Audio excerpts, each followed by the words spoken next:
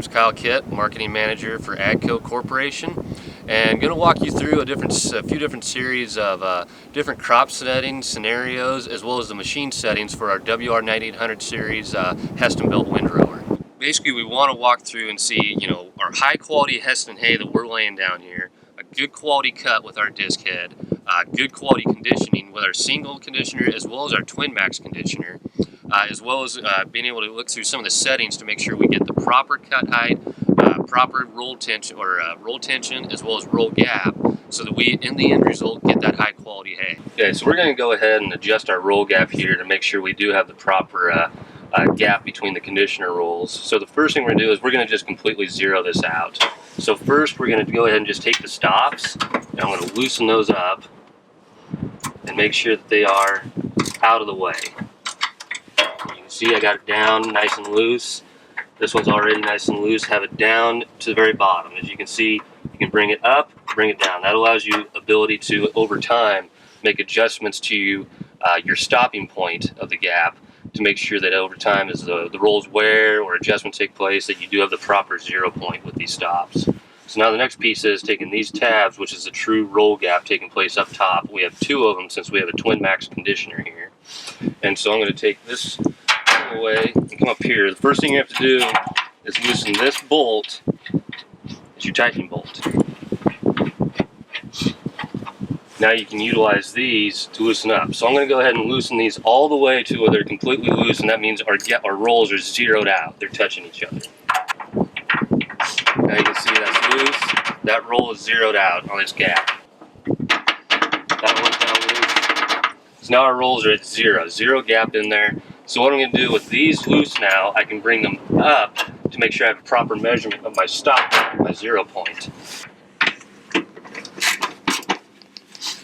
Now our stops are at 0, holding at the 0 point. So every one complete revolution will be 1/16 of an inch. So what I'm going to do before I start making that, I'm going to take a marker. I'm going to give myself a visibility line.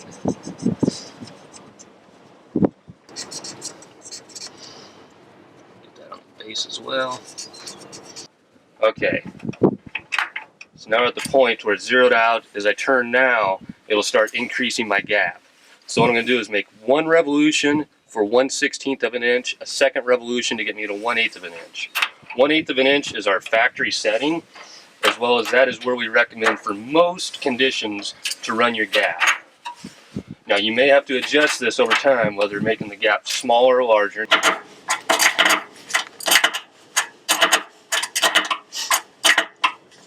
We have now just quickly and easily made sure we're zeroed out, properly set, and now set our roll gap to 1/8 of an inch. Now the second piece too, to verify, you can use a measuring unit. Any type of measuring system you have to finally measure small measurements you can take. This has been measured to be 1/8 of an inch, and so I can verify through this that I do have my 1/8 inch gap. And then once we have our gaps all set properly, definitely make sure you come back to the tightening bolt.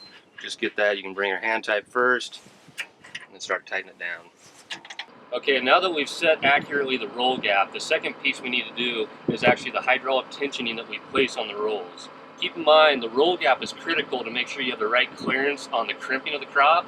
The tension is what's important to make sure that we have accurate, consistent pressure throughout the entire windrow. So what we're going to do here, we're right now set at 600 psi. That's a little bit on the low side.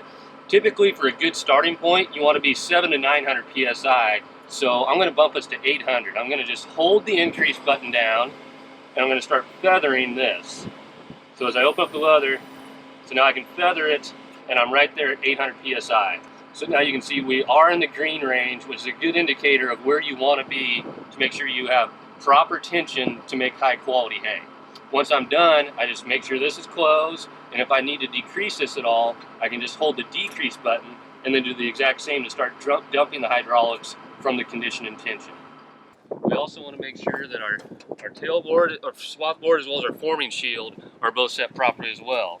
As you can see here, you have this to do different hole placements for the board. Now we have it set currently in the number 2 hole from the top. What that's doing is it's helping with good transition into the forming shields and not just knocking the hay down, forcing it to dart. The big things on the forming shield will really adjust the width of the windrow.